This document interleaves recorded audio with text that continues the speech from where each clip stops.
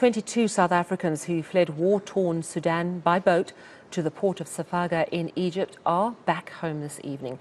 The group was stranded at the Egyptian port for more than 3 days after being denied entry by the country's authorities. They were then granted entry following intervention by our International Relations and Cooperation Department and the humanitarian organisation Gift of the Givers. Our reporter Ayesha Ismail has been monitoring the story. She joins me now.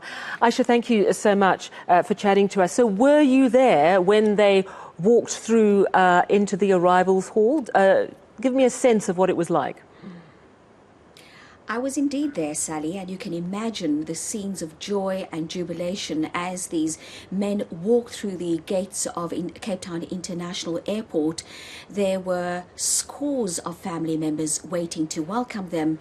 Now, remember that they have been away for 7 months. They were working on a project in the port of Sudan.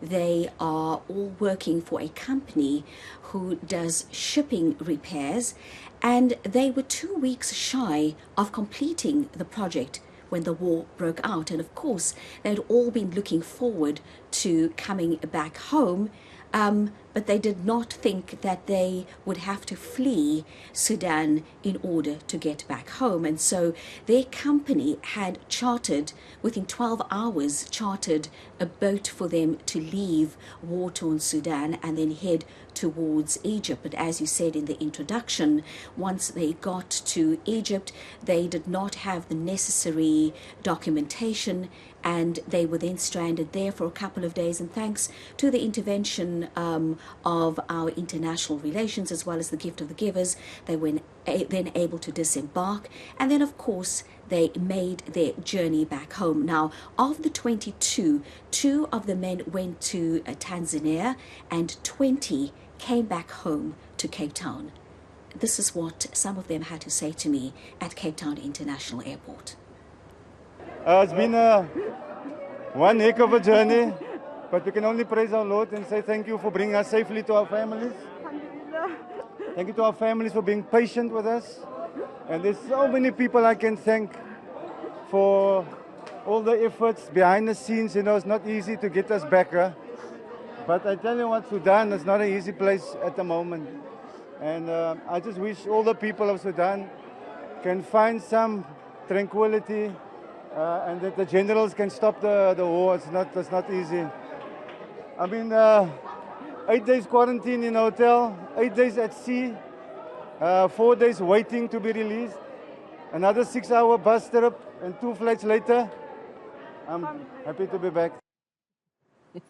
Happy to be back. I reckon that's quite an understatement. It really is a heck of a journey, as he said earlier. So we know that most of the intense fighting has been around Khartoum, the capital. But did you get a sense of whether, you know, they were initially at the port of Sudan and then were able to go up to Safaga port in Egypt? Was this group at any stage at risk? Well, Izzat Williams, who's the project manager on this particular project, was saying to me that initially they felt that they were removed from what was happening in Khartoum, but he said they could hear the fighter jets flying over, they could hear bombs blasting, they could hear gunshots going off, and of course he said that they did feel a bit threatened, but they also had to, you know, be on the safe side for their families and also for other crew members. He said he had to be strong for them because he was the project manager. And he said that at times they were in communication with their families because sometimes they would have signal, sometimes they wouldn't have a signal.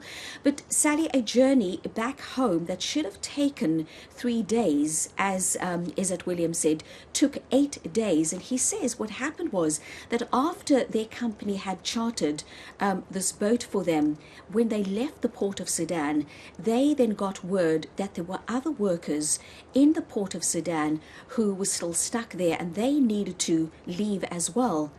And a decision was made by the company to return to the port of Sudan to go and fetch those other workers. And this decision was made on humanitarian grounds. This is what Izzat Williams had to say to me. I can only thank my team, first of all, They were all patient.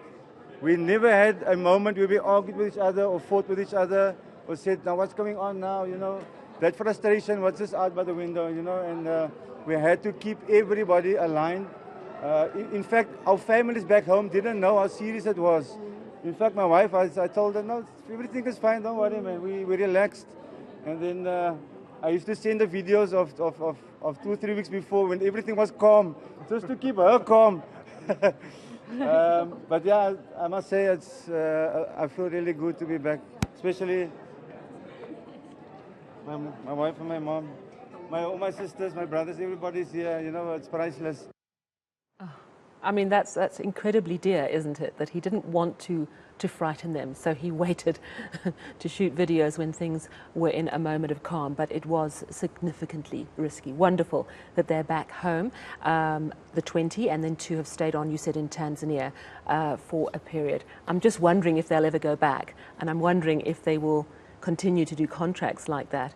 Did you get a chance to ask if they are planning to work remotely again, or is it home for good?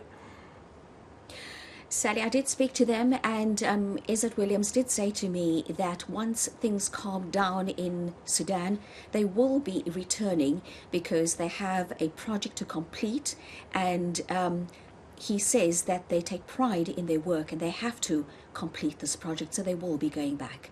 Incredible. Thank you so much for chatting to us this evening. Our reporter in Cape Town, Ayesha Ismail. Do stay with us on SA Tonight. Plenty more still to come.